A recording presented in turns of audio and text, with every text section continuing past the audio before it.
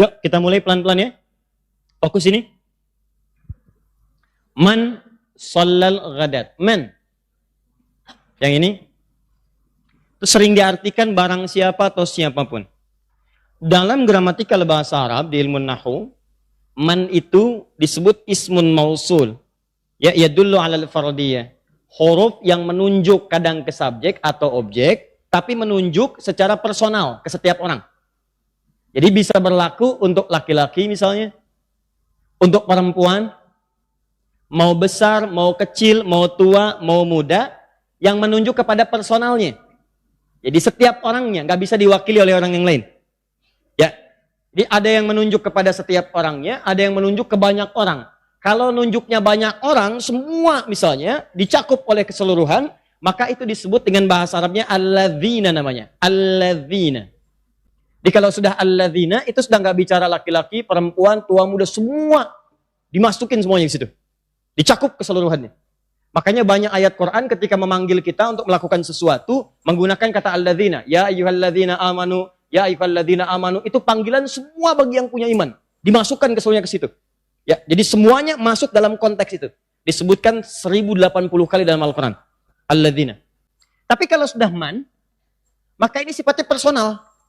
Setiap orangnya. Jadi seakan-akan Nabi menawarkan, nih bagi siapapun.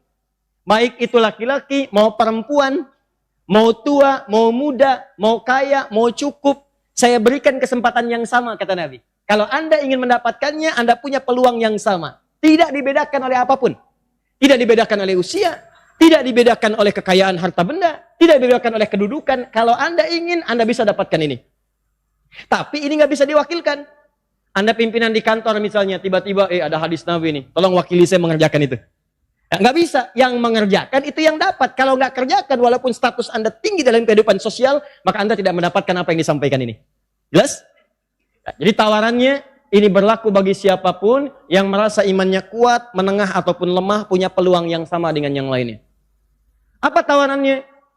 Kata Nabi, siapapun, laki-laki, perempuan, tua, muda, besar, kecil, dan lain sifat lainnya, shallal ghadata, siapa yang menunaikan salat subuh. Subuh punya 3 nama. Satu, ini jelaskan ya. Anda jarang mendapatkan keterangan ini, hati-hati. Karena Anda harus cari beberapa kitab untuk menyempurnakannya. Subuh punya setidaknya 3 nama. Satu, disebut dengan subuh. Misal dalam Al-Quran surah ke At-Takwir, surah 81, ya, ayat ke-18. Surah ke-81, At-Takwir, ayat ke-18. Di situ ada kalimat subuh. Was-subhi idza tanaffas. Ya, ada ya? Yang kedua disebut dengan fajar. Fajar. Ada Quran surah Al-Fajr, surah ke-89, wal fajri walayalin asyr. Tentang salat subuhnya di Quran surah 17 ayat ke-78, paling kiri sebelah atas. Quran surah 17 ayat 78. Aqimis sholata liduluki syamsi ila ghasaqil laili wa qur'an fajr. Inna Qur'an al-fajri kana mashhuda.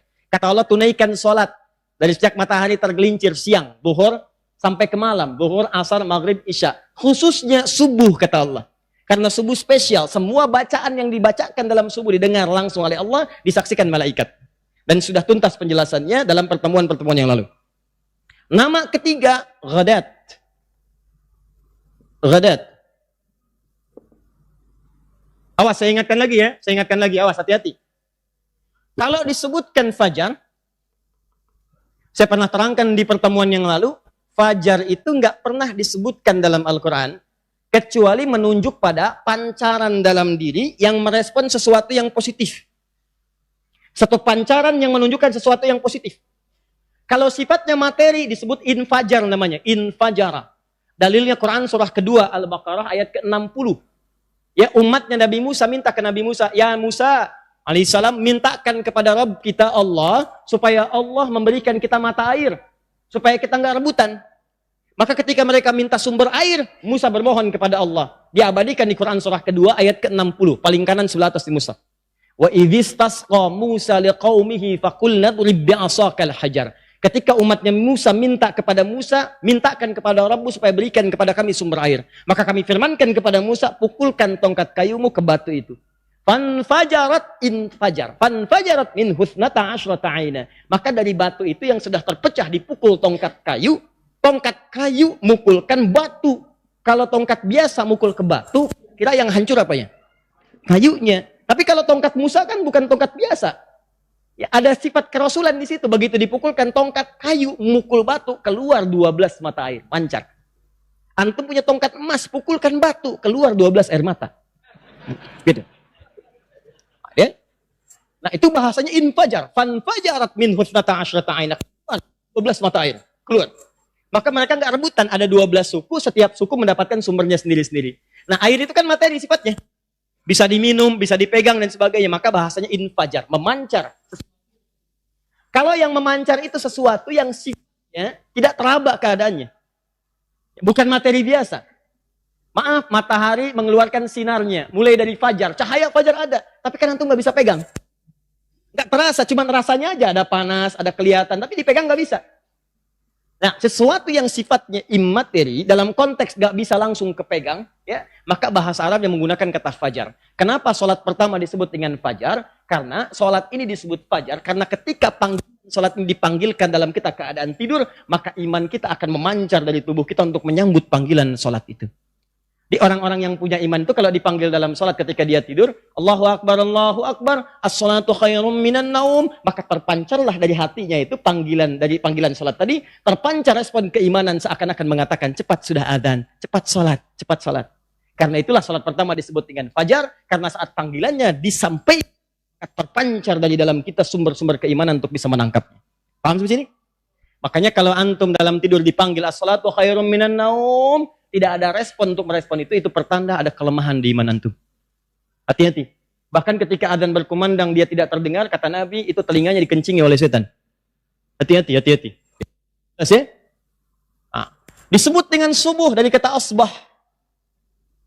Sesuatu yang sudah siap dengan rencana. Was-subhi idza tanaffas, demi waktu subuh yang kalau sudah tiba, semua merencanakan kegiatan yang siap dilakukan. Ya, tanaffas, napas mulai dilakukan. Oksigen mulai bisa diserap, subuh oksigen kemudian mulai bertebaran. Karbon dioksida sudah ditarik. Malam-malam karbon dioksida yang menyebar. Kan oksigen yang ditarik. Begitu subuh sudah mulai muncul, kata Allah, berdasarkan nafas yang antum siapkan untuk menghirup udara di waktu itu, maka siapkan aktivitas antum di waktu itu.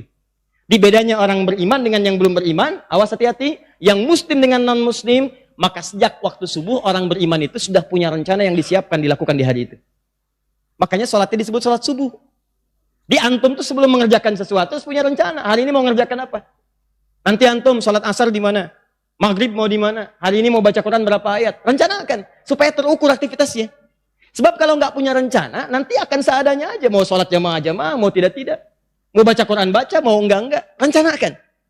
Begitu sudah antum siapkan, eksekusi itu. Sebelum dieksekusi menghadap kepada Allah supaya dimudahkan oleh Allah rencana antum di hari itu. Itulah sebabnya kenapa sholat itu disebut dengan sholat subuh.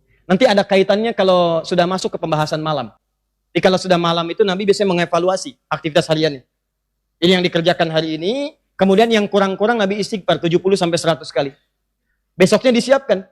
Ya fa idza faragta fansab. Kalau sudah selesai yang sekarang, besok rencanakan. Besok saya akan mengaji di tempat A, sholat berjamaah di mana, baca Quran berapa ayat, menghafal berapa ayat, sedekah berapa anggarannya untuk besok. Begitu besok disiapkan, bangun lagi subuh, maka sholat kita menghadap Allah, mudahkan semua rencana-rencana tadi. Ghadat, kenapa disebut dengan ghadat? Ghadat itu diterjemahkan secara tekstual dengan makna pagi.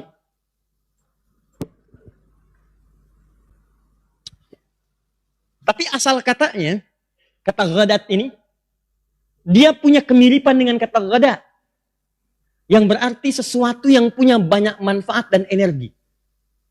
Makanya orang kalau makan siang, orang Arab menyebutnya dengan ghada, taghadda. Ketika Anda makan dari capek-capeknya itu, kemudian Anda makan siang, bukankah energinya bertambah? Bukankah lebih kuat lagi? Maka sholat ini kenapa disebut dengan sholat ghadat? Karena sholat subuh itu banyak hadis menyebutkan ini sumber-sumber energi positif dalam sholat subuh. Keluar dari rumah berangkat ke masjid dalam subuh, membuat tubuh Anda lebih sehat. Energi terkumpul lagi. Spiritual Anda lebih kuat. Makanya Nabi mengatakan orang yang menunaikan sholat subuh tepat pada waktunya, maka dia berpeluang mendapatkan keberkahan lebih daripada yang lainnya. Ya. Al-barakatu fi bukuriha, banyak keberkahan pada awal waktunya. Maka teman-teman sekalian, kata dalam hadis ini, Nabi memperkenalkan nama yang ketiga, tidak menyebutkan man sholat subha, tidak menyebutkan man sholal fajra, tapi menyebutkan man sholal ghadat. Karena kata subuh sudah diterangkan dalam Al-Quran, kata fajar sudah ada dalam Al-Quran, maka kata ghadat disebutkan oleh Nabi SAW. Seakan-akan ingin mengatakan, hei, ayo cepat berangkat subuh, jangan terlambat, tunaikan di masjid, kerjakan berjamaah. Karena ketika Anda mengerjakan sholat di awal waktu, akan Anda dapatkan energi-energi positif dan waktu-waktu yang lainnya. Itu maksudnya. Jelas ya? Kalau nggak percaya, rencanakan besok subuh, antum akan subuhan di mana? Kalau bisa keluar jamaah di masjid. Antum akan temukan, akan ada sesuatu yang beda dengan hari-hari sebelumnya. Pasti akan lain. Nah, apa kaitan dengan amalan Nabi di sini? Teruskan. Man shallal ghadat fi jama'atin. Siapa yang menunaikan sholat subuh? Awas hati-hati. Di awal pagi, menuju pagi. Di situ banyak energi didapatkan. Fi jama'atin. Syaratnya mesti berjamaah. Syarat pertama. Tolong dikotaki. Syarat pertama, satu, ditunaikan dengan berjamaah. Jadi kalaupun salat subuh tapi nggak berjamaah, maka antum tidak akan mendapatkan kemuliaan yang disebutkan dalam hadis ini. Ya, pelan-pelan ya. Siapa yang menunaikan salat subuh fi jamaatin dengan cara berjamaah? Kata Syekh Mukhtar Asy-Shinqiti, karena kalimat yang menunjukkan makna jamaah, maka jamaah dalam hadis-hadis Nabi itu punya dua arti. Satu, jamaah kalau disebutkan dalam sholat mengandung arti ditunaikan di masjid. Jadi kalau ada kata berjamaah, di antara makna yang pertama tunaikan di mana? Masjid. Maka ada yang mengartikan hadis ini dengan mengatakan siapa yang menunaikan sholat subuh di masjid. Karena umumnya kalau orang ke masjid pasti pengen jamaah. Jelas ya? Baik. Ada yang mengartikan, lihat, karena ini sifatnya umum, tidak pakai alif lam. Kalau tidak pakai alif lam disebut dengan nakirah. Nakirah itu masih umum. Sifat jamaah apa saja. Mau di masjid, mau di jalan, mau di kantor, mau di tempat-tempat lain. Umumnya yang dikerjakan dengan berjamaah. Kata Syekh Mukhtar Asy-Shinqiti, juga dengan imam-imam yang lainnya, yang sangat populer. Mereka mengatakan, di sini ada dua pemahaman dari para ulama. Yang pertama menyebutkan siapa yang menunaikan sholat subuh di masjid dalam perkataan jamaah ini. Yang kedua mengatakan, tidak hanya dikhususkan di masjid. Bagi yang tak mampu ke masjid pun karena ada uzur syar'i. Karena ada alasan yang dibenarkan oleh syariat. Ya, misal perempuan yang nggak bisa ke masjid. Laki-laki dalam perjalanan nggak mungkin ke masjid, ya? Atau misalnya kondisi tertentu yang susah ke masjid. Dokter sedang tindakan, ya kan? Bahkan sebelumnya tiba-tiba sholat zuhur dengan asar. Ya, dia jamak misalnya. Ya karena khawatir begitu tindakannya cukup lama. Operasi dari jam 1 misalnya, sampai dengan ke jam 5. Bisa-bisa ke setengah 6. Asar sudah mepet, disiapkan, maghrib datang. Maka dari itu ditunaikan di jamak sifat itu boleh. Ya, boleh. Kalau ke masjid lagi jadi berbahaya. Jantung sudah dibuka perutnya, kelihatan jantungnya. Asar berkumandang, Allahu Akbar, Allahu Akbar. Maaf ya, saya ke masjid dulu.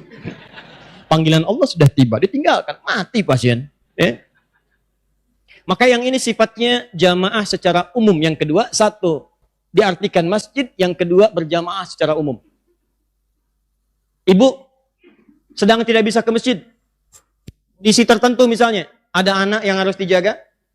Masjidnya nggak ada saf untuk perempuan. Atau di jalan tidak aman dari fitnah. 3 syarat ini. Satu, maaf, perempuan boleh menunaikan sholatnya di rumah. Atau dia tidak ke masjid. Satu di antara 3 syarat ini muncul. Satu, ada yang harus ditunaikan jadi kewajiban perempuan di rumah. Seperti anak misalnya harus diberikan ASI atau dijaga. Yang kedua, di jalan tidak aman dari fitnah. Ya, di jalan berpotensi diganggu orang misalnya. Atau tidak aman dari fitnah yang ada di sekitaran. Yang ketiga, di masjidnya tidak ada tempat khusus untuk perempuan. Maka ini dibolehkan perempuan sholat di rumah. Kalau ada 3-tiganya terpenuhi baik keseluruhannya, misal di rumah sudah bisa aman. Di jalan nyaman, di masjid ada space-nya, maka sama dengan laki-laki, boleh keutamaan ke masjid itu ditunaikan. Seperti zaman Nabi, setelah masjidnya sudah bagus, sudah agak cukup luas, banyak perempuan menunaikan sholat ke masjid, termasuk subuh. Tapi kalau nggak mampu, ibu bisa tunaikan di rumah. Awas hati-hati. Antum teman-teman sedang dinas misalnya. Dinasnya di tempatnya masjid. Maka ambil pemahaman yang kedua, ini sepakat ulama. Ambil pemahaman yang kedua, sholat yang dimaksudkan nanti di sini adalah sholat subuh yang penting tunaikan berjamaah. Walaupun tidak ke masjid karena udzur syar'i. Jelas? Awas, Bu, tolong Bu ya Pak, dibiasakan. Walaupun misalnya nggak bisa ke masjid, di rumah ya berjamaah lah. Ini saya tuh suka agak kesal ya. Kesalnya begini. Rumah tuh mewah, luas, kamar banyak. Di rumah ada 4 kamar. Yang tinggal di antum, anak 2 misalnya. Kan? Maaf, asisten rumah tangga 1 orang misalnya. Berarti sudah ada 5 orang. Kenapa ketika sholat masing-masing? Suami di kamar A, istri di kamar B. Ya, anak-anak kamar C, yang bantu di kamar yang lain. Kenapa nggak kumpul satu titik di situ antum sholat berjamaah? Kan pahalanya lebih banyak. Nah, apa tulisan hadis ini? Fokus. Siapa yang bisa sholat subuh berjamaah? Bisa ke masjid, ke masjid. Gak bisa ke masjid, tunaikan berjamaah. Umma qa'ada aw yaq'udu yadhkurullah. Setelah menunaikan sholat itu, dia tidak langsung bangun. Maksudnya tidak langsung meninggalkan masjid. Atau tidak meninggalkan area sholatnya. Tapi dia kemudian berzikir kepada Allah subhanahu wa ta'ala. Jadi ini kebiasaan Nabi pasca sholat subuh. Nabi nggak langsung meninggalkan masjid. Tapi mengerjakan satu amalan dulu. Apa amalan itu? 1, setelah selesai sholat subuh, Nabi membiasakan zikir dulu. Tahan pelan-pelan. Nanti saya terangkan apa zikir yang dimaksudkan. Yang kedua, thumma shalla rak'ataini hina tatlu'u syamsu. Selama zikir itu, tiba-tiba matahari mulai naik, terbit, dan lewat dari terbitnya itu sampai bayangan jadi satu tombak. Diukur. Ya. Tempat terbitnya disebut dengan masyrik namanya, masyrik. Saya pelan-pelan. Maaf, saya lambatkan sedikit supaya mudah dipahami. Nabi kalau salat subuh melakukan apa? Zikir. Nah, Nabi berzikir itu sampai matahari lewat sedikit dari tempat terbitnya. Tempat terbitnya disebut masyrik. Jadi kalau ini tempat terbit misalnya, disebut masyrik. Ya, tempat terbenamnya disebut maghrib. Quran surah kedua ayat 115, paling kiri pertengahan. Walillahil masyriq wal maghrib. Ya, Allah yang memiliki tempat terbit dan terbenam matahari. Kalau matahari ini sudah lewat dari tempat terbitnya sedikit lewat, sampai bayangannya satu tombak. Nah, tempat terbit yang sudah terlewati ini, gerakan mataharinya melewati tempat terbit disebut dengan isyraq namanya, isyraq.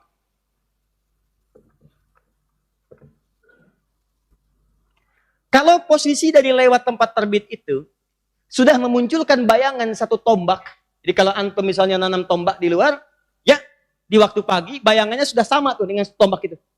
Maka itu disebut dengan syuruk namanya. Syuruk. Syuruk ini adalah awal dari waktu duha.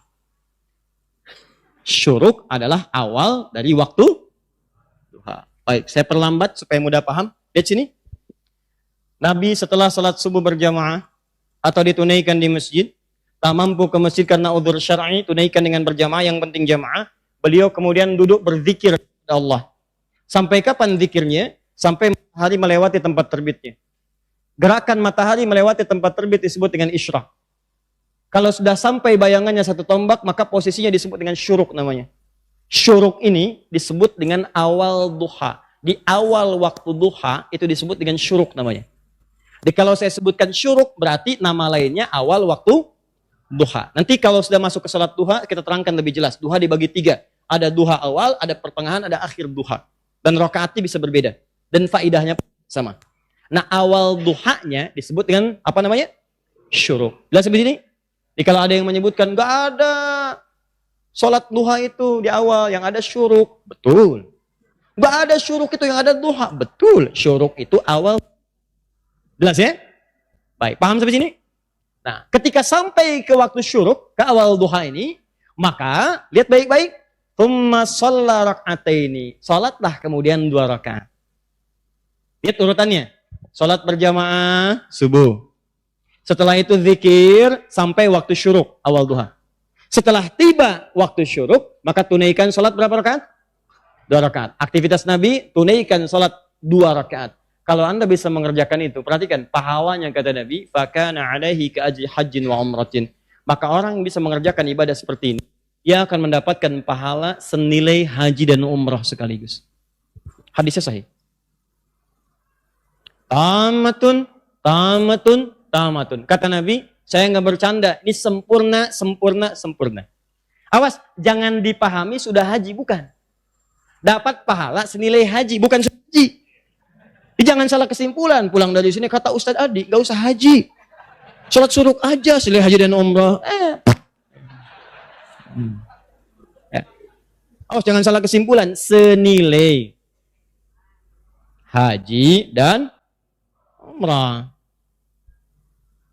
Tapi tidak sama dengan haji dan umrah. Ada yang lain. Ya, haji itu pahalanya apa? Al-hajjul mabruru laisa lahul jaza illal jannah.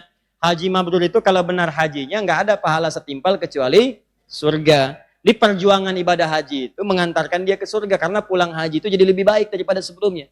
Makanya disebut haji mabrur dari kata birrun. Haji mabrur itu bukan haji yang diterima, dari kata birrun. Birrun itu kebaikan yang sudah menghilangkan sifat buruk sebelumnya. Di sebelum haji misalnya, maaf kalimatnya kotor. Saat haji istighfar, makanya dilempari itu jumroh, lempar, begitu hilang, pulang kotornya hilang. Jadi lebih baik kata-katanya. Sebelum haji senang marah-marah, pulang haji, biasanya saat haji itu keluar marah-marah, orang nggak salah dimarahin, gitu kan? Ya orang tawaf dicela, gitu kan? Terus Ka'bah juga kadang-kadang dicela. Kenapa sih Ka'bahnya cuma satu, gitu kan? Jadi ribut di sini, misalkan keluar tuh karena nggak paham. Nanti setelah wukuf, merenung, lempar, nangis, pulang, jadi sabar. Nah, keburukan yang sudah hilang berganti dengan sifat baik, itu disebut birrun namanya. Birrun. Kalau sifat birrun melekat pada diri seseorang dan jadi berubah jadi perilaku, maka disebut mabrur namanya. Makanya muncul kemudian bahasa haji mabrur, haji yang bisa merubah perilaku orang itu dari sebelumnya kurang baik menjadi lebih baik. Jelas sampai sini? Makanya kalau orang pulang haji, orang-orang Arab memanggil begini, Pak Haji, untuk mengingatkan Anda sudah haji, jangan sampai kotor lagi. Dosa Anda sudah diampuni. Surga itu di depan mata. Kenapa? Karena yang buruk sudah ditobati. Tobat hilang. Tinggal yang baik. Jaga yang baik ini. Dosa sudah diampuni. Sayang kalau kembali pada yang kotor lagi. Makanya kalau ke imigrasi tiba-tiba antum marah, koper belum datang. Mana koper? Orang Arab mengatakan, ya Pak Haji. Di haji itu bukan benar. Maksudnya ngingetin, Pak, Bapak ini habis haji. Jangan marah-marah. Udah dapat surga ditukar lagi. Maka diingetin. Jadi haji itu bukan gelar, tapi ingatan. Jadi kalau Anda ada yang menyebut Pak Haji, Bu Haji, itu sebetulnya mengingatkan. Hei, Anda sudah haji, jangan maksiat lagi. Karena tidak ada ibadah yang melahirkan gelar. Kalau ibadah melahirkan gelar, banyak gelarnya kita. Ya, SHI, Sholat Haji Infak. Nah, ini sama. Kenapa syuruk bisa disebut senilai haji dan umrah? Karena nggak mudah mengerjakan syuruk. Anda mesti berjuang dulu. Apa Anda kira mengerjakan subuh berjamaah bisa mudah? Belum tentu. Apa Anda kira menunaikan istiqomah ke masjid sholat subuh bisa mudah? Belum tentu. Apalagi habis subuh duduk dulu di masjid. Coba, nggak mudah. Antum yang tiba-tiba harus ke kantor, ya, belum tentu dapat peluang ini. Antum yang tiba-tiba ada kegiatan, antum yang tiba-tiba misalnya ada sesuatu yang harus dikerjakan, belum tentu. Makanya ketika Anda bisa istiqomah mengerjakan ini, maka orang-orang yang sudah bisa syuruk itu orang-orang yang membangun kedekatan dengan Allah. Level dekatnya sudah tinggi. Makanya dia mau berinvestasi dari waktunya untuk mendekat kepada Allah itu nggak mudah. Karena itu disebut perjuangan syuruk itu persis seperti perjuangan haji walaupun tidak sama bentuknya. Jelas ya? Jadi yang dimaksudkan senilai haji bukan menunaikan haji. Haji nanti lebih utama lagi karena sholat di Masjidil Haram dapat 1.000. Di Masjid Nabawi dapat 1.000 setiap sholat. Jadi kalau kita sholat duhur di sini, maaf dengan orang sholat duhur di Masjidil Haram, itu bedanya mereka sekali sholat sama dengan 100.000 kali kita di sini. Nilainya seperti itu. Nilainya seperti itu. Di sekali antum sholat di Masjidil Haram, itu nilainya sama dengan 100.000 kali sholat di tempat biasa. Disayang kalau ibu bapak umrah, ya, manfaatkan. Jauh-jauh nyampe ke sana, sholatnya di mall. Kan sayang, apa bedanya dengan kita yang di sini? Dan lebih utama kita di masjid, Anda di mall, lebih utama kita. Paham ya? Nah, jadi kebiasaan Nabi setelah menunaikan sholat subuh, beliau duduk berzikir terlebih dahulu, kemudian menunaikan 2 rakaat sholat syuruk, dan minta kepada kita umatnya untuk mengikuti langkah Nabi SAW ini. Siapa yang bisa berjuang mengerjakan itu, maka akan bertambah kedekatannya dengan Allah Subhanahu wa Ta'ala. Dan dijaga dirinya dari perbuatan maksiat seakan-akan dekat dengan Allah. Kalau orang sudah dekat dengan Allah, maka akan dilindungi dari perbuatan maksiat. Kalau dilindungi dari perbuatan maksiat, maka yang dikerjakan yang baik-baik. Kalau dia sudah mengerjakan yang baik-baik, maka persis sama seperti orang haji yang terbebas dari perbuatan buruk, dijaga dengan perbuatan baiknya. Maka kata Nabi, pahalanya senilai haji dan umrah. Pertanyaannya, satu, belum selesai. Ini baru pengantar. Ya, baru mukadimah. Pertanyaannya, satu, zikir apa yang dikerjakan oleh Nabi? Kan antara subuh, ba'da subuh sampai kesyurukan zikir. Zikirnya apa yang dikerjakan? Apakah kalimat thayyibah ataukah yang lain? Kita bahas. Yang kedua, selesai sholat kemudian duduk. Apakah duduknya di tempat dia sholat? Atau boleh pindah ke tempat lain? Yang penting di area masjid. Ya, misal antum sholat di posisi yang sebelah kanan di sana. Tiba-tiba setelah itu nggak ada mushaf, pengen baca Quran, mushafnya di sana. Apakah boleh pindah ke sana? Atau kalau pindah, gugur ininya. Awas, hati-hati dilihat. Mau pindah, aduh takut gak dapat haji. Mau pindah, aduh takut umrah. Di situ aja gitu kan. Pas tiba-tiba ada cleaning service, Pak, maaf Pak, sebentar geser dulu. Maaf ya, haji dan umrah. Nah, kita lihat tuh seperti apa memahaminya. Karena ada yang menafsirkan gak boleh pindah di situ, gitu. Ya, nanti kita lihat apakah benar harus di situ saja atau boleh berpindah. Kalau boleh berpindah, apa dalilnya? Kalau memahami di situ saja, bagaimana keadaannya? Paham? Jadi ini satu, dua, dan kasus yang terakhir, Ustadz bagaimana kalau keluar masjid untuk kebutuhan hajat yang darurat? Pengen ke toilet kan? Ya, memang nggak di rumah, di masjid ada toilet. Begitu mau keluar, ke toilet dulu, ingat haji dan umrah, haji dan umrah. Dia tahan-tahan, gitu kan? Ya, syuruknya dapat, sakitnya juga dapat, gitu kan? Nah itu seperti itu bagaimana kemudian solusi hukumnya. Nah kita bahas pelan-pelan. Bismillah.